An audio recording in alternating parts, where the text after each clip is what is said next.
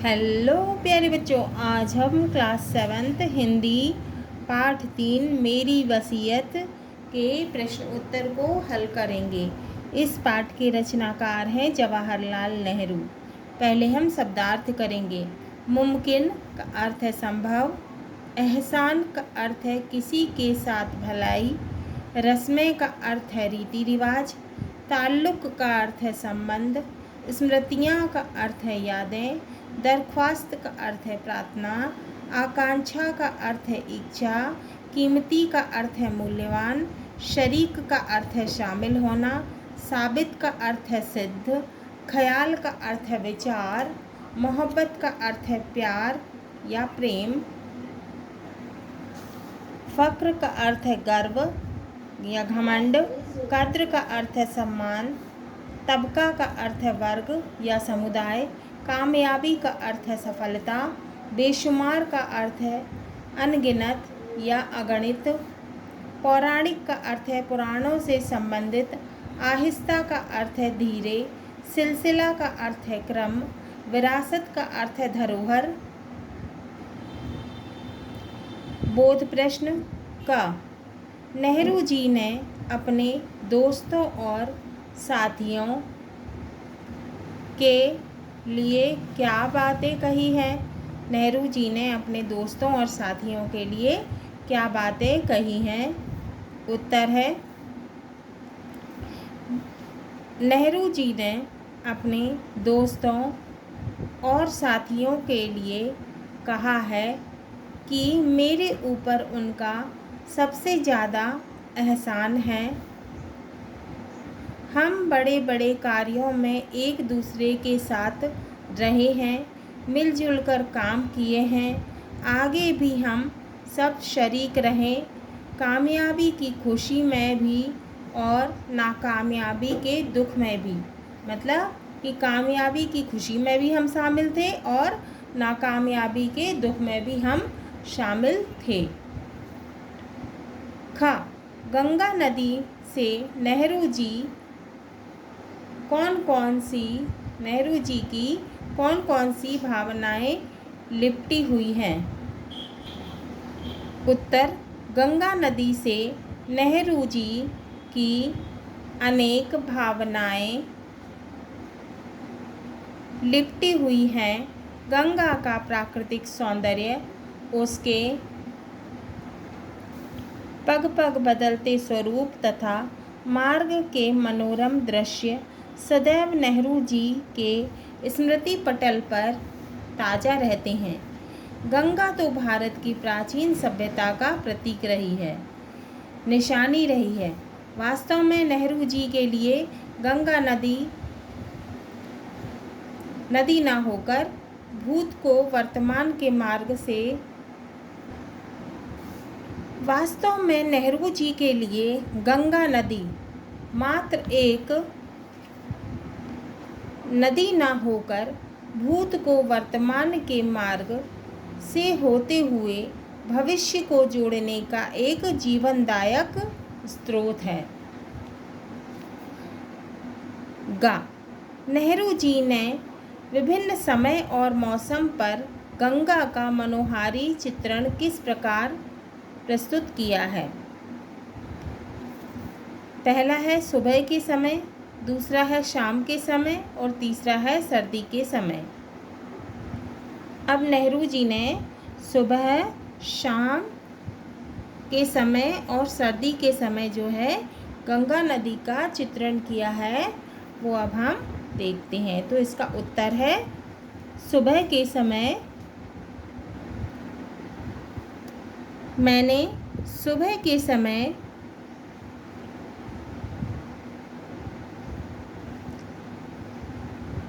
रोशनी में गंगा को मुस्कुराते, उछलते, कूदते देखा है। सुबह की रोशनी में नेहरू जी ने गंगा जी को कैसा देखा था? मुस्कुराते, उछलते, कूदते देखा है। गंगा नदी को कैसा देखा था? मुस्कुराते हुए, उछलते, कूदते लहरों को देखा था।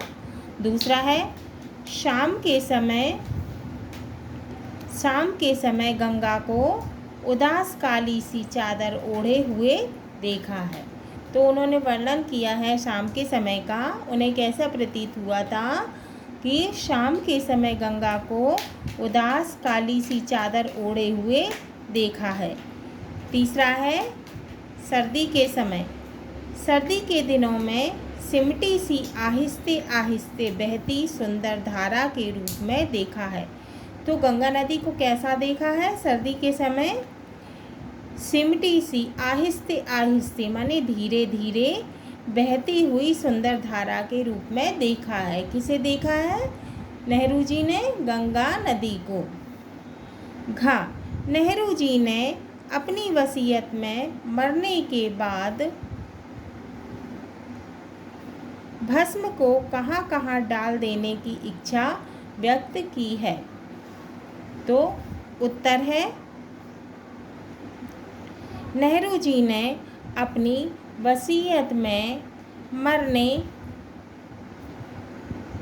के बाद भस्म में से मुट्ठी भर गंगा नदी में डालने तथा शेष हिस्से को मतलब कि बाकी हिस्से को भारत के उन खेतों में बिखेर देने की इच्छा व्यक्त की थी जहां भारतीय किसान अपनी जी तोड़ मेहनत से अन्न उपजाते हैं।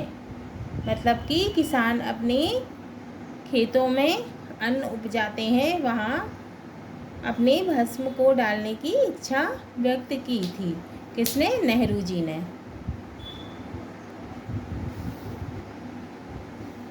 भाषा अध्ययन। अब हम क्या पढ़ेंगे, क्या समझेंगे? भाषा अध्ययन। भाषा अध्ययन पहला है निम्नलिखित शब्दों का शुद्ध उच्चारण कीजिए और लिखिए। हमको इनका शुद्ध उच्चारण करना है और लिखना है। मोहब्बत, बेशुमार, एहसान, शरीक, ताल्लुक, पौराणिक, स्मृतियाँ, फ़ख्र, उत्तराधिकार, प्रेरणा, दरख्वास्त, पुष्टि, श्रद्धांजलि।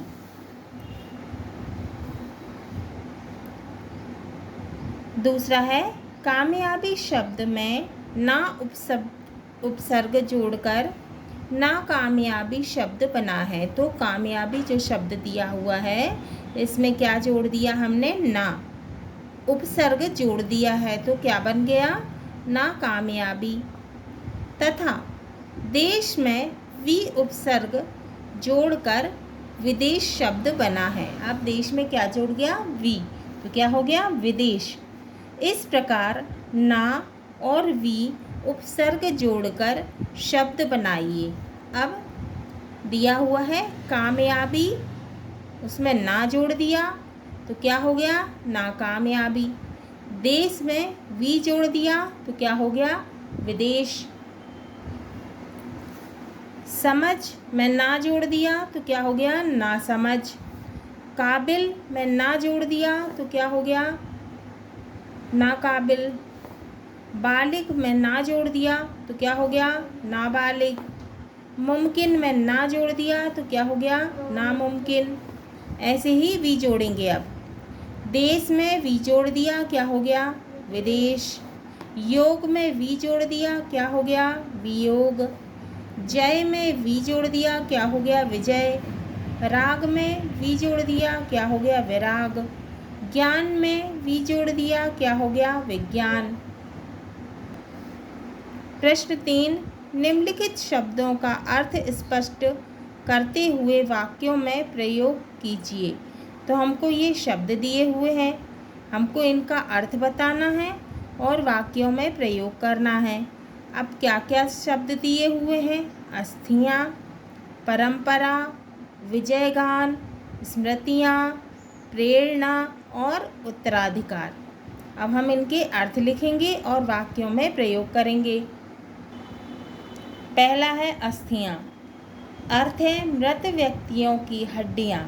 जो व्यक्ति मृत होता है उसकी जो हड्डियाँ होती हैं उसको क्या कहा जाता है? अस्थियाँ कहा जाता है। अब हम वाक्यों में प्रयोग करेंगे। प्रयोग: नेहरू जी की अस्थियों को पवित्र गंगा नदी में विसर्जित किया गया है। अब दूसरा है परंपरा। इसका क्या अर्थ है? प्राचीन काल से चली आ रही रीतियाँ। जो रीतियाँ प्राचीन काल से चली आ रही हैं उसे हम क्या कहेंगे? परंपरा। अब हम वाक्यों में प्रयोग करेंगे। भारत में अस्थियों को किसी नदी या जलाशय आदि में प्रवाहित करने की प्राचीन परंपरा है। अब तीसरा क्या है? विजयगान। विजयगान क्या होता है? जीत का गान। जब कोई विजय प्राप्त करके लौटता है तो जीत के जो गाने होते हैं, गीत होते हैं, उसे क्या कहा जाता है? विजय गान। अब हम प्रयोग करेंगे। प्रयोग। नेहरू जी का विजय गान पूरे भारतवर्ष में होता था। नेहरू जी का विजय गान पूरे भारतवर्ष में होता था। चौथा है प्रेरणा। प्रेरणा का अर्थ है प्रोत्साहन। प्रयोग है। नेहरू जी की महान देशभक्ति आज के नेताओं के लिए प्रेरणा का स्रोत है। अब पांचवा क्या है? स्मृतियाँ। स्मृतियाँ क्या है? इसका अर्थ क्या है? यादें। प्रयोग। नेहरू जी आज भी हमारी स्मृतियों में हैं। मतलब नेहरू जी आज भी हमारी यादों में हैं।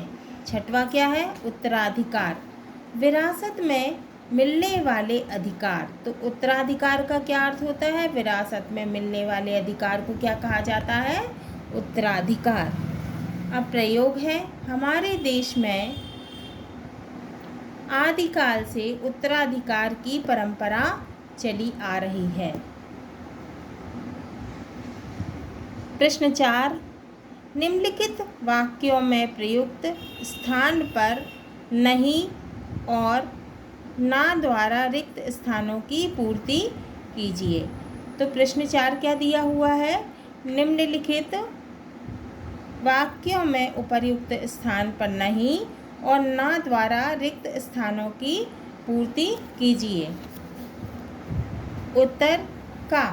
मैं आज सभा में नहीं जाऊंगा और ना तुमको जाने दूंगा। तो खाली स्थान में हमने क्या भरा? नहीं और ना। खा। माँ ने मुझे नाश्ता नहीं बनाने दिया और ना ही खुद बनवाया। खाली स्थान में क्या आया? नहीं और ना। ग। नेहरू जी ने कहा मेरे मरने के बाद कोई धार्मिक रस्में अदा ना की जाए।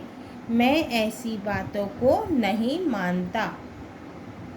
खाली स्थान में क्या है? ना और नहीं। घ। राजू को आज खेलने ना दिया जाए क्योंकि उसने शाला का कार्य पूरा नहीं किया है। प्रश्न 5। नीचे दिए उदाहरण के अनुसार वाक्यों को अलग कीजिए। अब हमको वाक्यों को अलग करना है। उदाहरण दिया हुआ है दिए गए वाक्य और परिवर्तित वाक्य। उदाहरण में मैं चाहता भी हूँ कि हिंदुस्तान इन सब जंजीरों को तोड़ दे। तो हमको क्या करना है? वाक्यों को अलग करना है। मैं चाहता भी हूँ, क्या आ जाएगा इसमें? मैं चाहता हूँ। मैं चाहता हूँ पहला, और दूसरा हिंदुस्तान इन सब जंजीरों को तोड़ दे। हिंदुस्तान इन सब जंजीरों को तोड़ दे।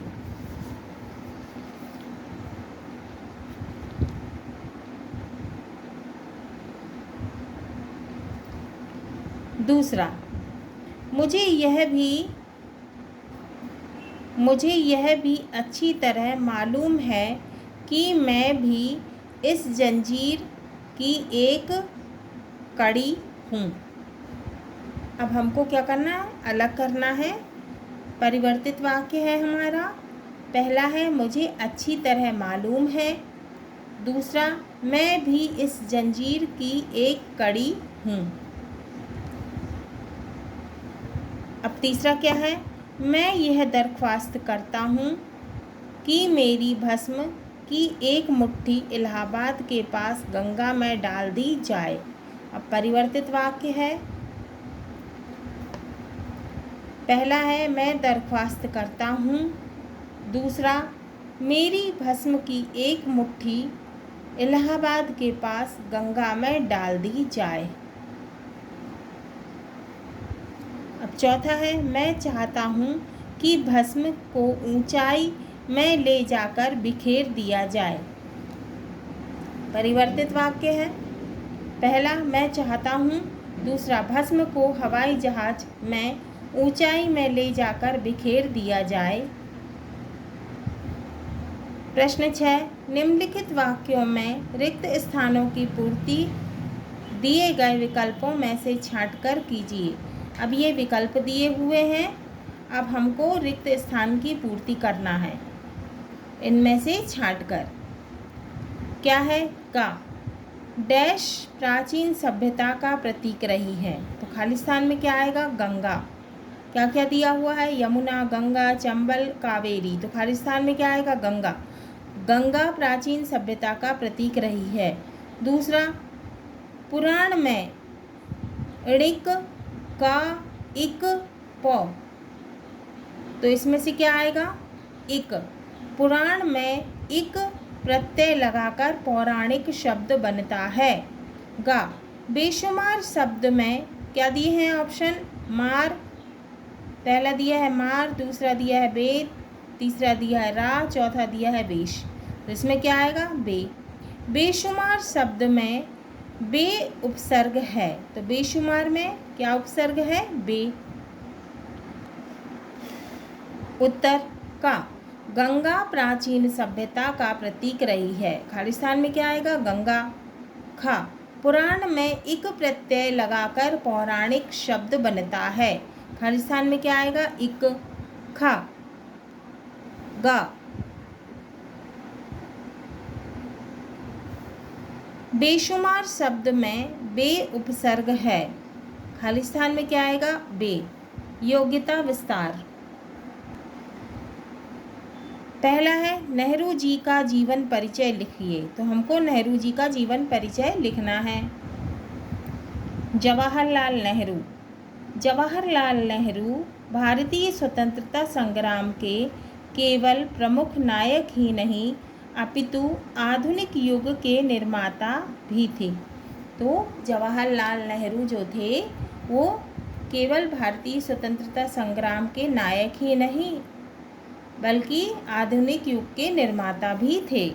उन्होंने देश के अंतर्राष्ट्रीय संबंध, राष्ट्रीय एकता, कश्मीर समस्या जैसे विषयों पर चिंतन को एक नवीन दिशा दी।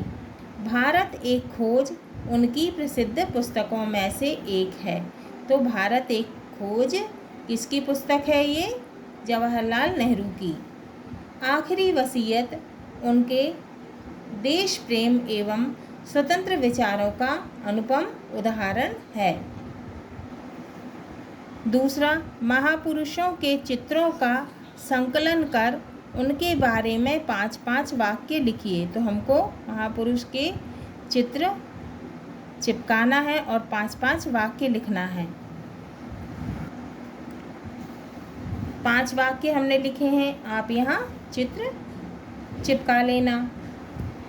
वाक्य लिखोगे तो उसके बगल में गांधी जी का फोटो चित्र चिपका लेना। गांधी जी। पहला, गांधी जी का वास्तविक पूरा नाम, कोष्टक में हमने लिखा है पूरा नाम। तो गांधी जी का पूरा नाम क्या था? मोहनदास करमचंद गांधी था है। फिर दूसरा, गांधी जी का जन्म 2 अक्टूबर 1869 को गुजरात के पोरबंदर नामक ज़िले में हुआ। तो गांधी जी का जन्म 2 अक्टूबर 1869 को गुजरात के पोरबंदर नामक ज़िले में हुआ। तीसरा है, गांधी जी के पिता का नाम करमचंद गांधी था। तो गांधी जी के पिता का नाम क्या था? करमचंद गांधी। चौथा, इनकी माता पुतलीबाई का धर्म के प्रति काफ़ी लगाव था। 5वां, इनका विवाह केवल 13 वर्ष की आयु में ही कस्तूरबा गांधी से कर दिया गया था। नेताजी सुभाष चंद्र बोस। अब हम किसके बारे में लिख रहे हैं? 5 वाक्य सुभाष चंद्र बोस के बारे में। आप फोटो चिपका देना। पहला, नेताजी सुभाष चंद्र बोस का जन्म उड़ीसा के कटक क्षेत्र में 23 जनवरी 1897 को हुआ। दूसरा, अपनी माता प्रभावती के 14 बच्चों में नेताजी 9वीं संतान थे। तो उनकी जो माता प्रभावती थी, उनके 14 बच्चों में नेताजी कौन सी संतान थे? 9वीं, 9। तीसरा, नेताजी के पिता जानकी नाथ बोस कटक के एक मशहूर सरकारी वकील थे। चौथा, नेताजी ने बीए की परीक्षा कोलकाता विश्वविद्यालय से प्रथम श्रेणी में पास की। पांचवा, सन 1920 में नेताजी प्रशासनिक परीक्षा में चौथा स्थान प्राप्त करके उत्तीर्ण हुए। अपने प्रदेश की 4 बड़ी नदियों के महत्व पर 4-4 वाक्य लिखिए। उत्तर 4 वाक्य लिखे हैं हमने। पहला, हमारे ज़िले की नदी प्रायद्वीपीय नदी है। दूसरा, हमारे ज़िले की नदी स्वच्छ है। तीसरा, हमारे यहाँ नदियों से सिंचाई की जाती है। चौथा, हमारे यहाँ की नदी में नौका विहार की जाती है, माने बोटिंग भी की जाती है। गंगा के 4 पर्यायवाची शब्द लिखिए। उत्तर है गंगा के 4 पर्यायवाची। गंगा पर्यायवाची दिए हैं। गंगा को क्या क्या कहा जाता है? मंदाकिनी, भागीरथी, देव नदी, ध्रुव नंदा, विष्णुपदी। भागीरथ और भागीरथी शब्दों में अर्थ समझाइए। तो प्रश्न क्या दिया हुआ है? भागीरथ और भागीरथी शब्दों के अर्थ समझाइए। भागीरथ संज्ञा पुल्लिंग पुरुषलिंग।